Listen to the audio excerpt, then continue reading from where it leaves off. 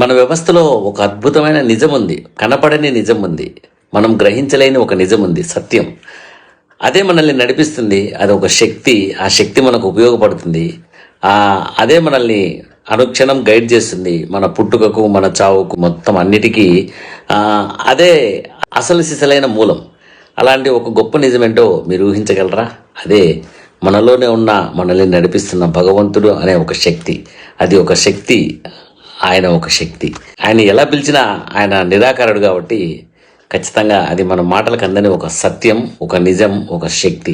కానీ మనము ఆధునిక సమాజం, ఆధునిక విధానం అంటూ భౌతిక జీవితంలో మనం చూసే రకరకాల విషయాల పట్ల మనం ఆకర్షితులమై దాని మాయలో పడుతూ భగవంతుడు అంటే ఒక అన్టచబుల్ సబ్జెక్టు, మనకు సంబంధం లేని సబ్జెక్టు, అవసరమే లేని సబ్జెక్ట్ అని చెప్పి ప్రతి ఒక్కరూ ఫీల్ అవుతుంటారు.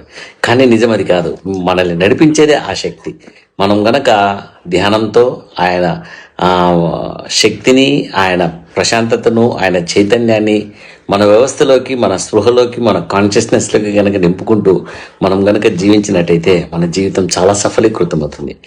ఇప్పుడు ఆ కనపడని నిజంతో, ఆ కనపడని శక్తితో నాకేం పనని మీరంతా అనుకోవచ్చు. కానీ మనం జన్మ తీసుకుంటున్నదే ఆ కనపడని సత్యాన్ని ఎక్స్ప్లోర్ చేసి అందులో ఉన్న మన అస్తిత్వాన్ని కనుక్కుంటూ, మన అస్తిత్వాన్ని అందులో జాయిన్ చేసుకుంటూ ఈ భౌతిక ప్రపంచం, మాయతో కూడిన ఈ భౌతిక ప్రపంచం నుంచి బయటపడడమే మానవ జన్మ యొక్క అసలు సిసలైన పని. అది మర్చిపోయి అన్ని పనులు చేస్తున్నాం, ఆ పని మాత్రం నెరవేర్చుకోవడం లేదు.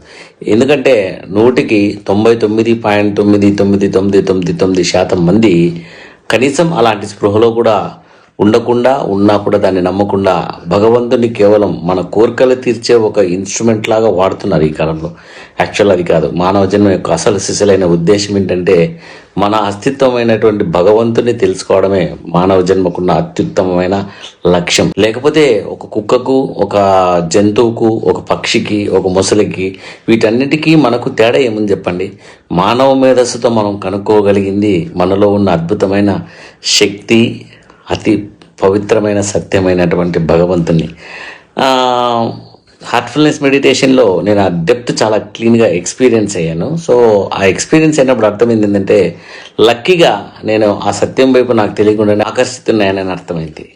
మానవ జన్మ పరిపూర్ణం కావాలంటే మనం ఖచ్చితంగా మానవ జన్మ ఎందుకు తీసుకున్నామో ఆ పర్పస్ ఖచ్చితంగా సర్వ్ చేసుకొని దాన్ని సక్సెస్ఫుల్గా సాధించినప్పుడే మనం మానవ జన్మ సఫలీకృతం అవుతుంది. అదర్వైజ్ ఒక 10th class student 10th class pass కాకుండా పల్టీలు కొడుతున్నట్టే ఉంటుంది. సో మనం మాటికి జన్మ తీసుకుంటూనే ఉంటాం. ఇది ఒక ఇంపార్టెంట్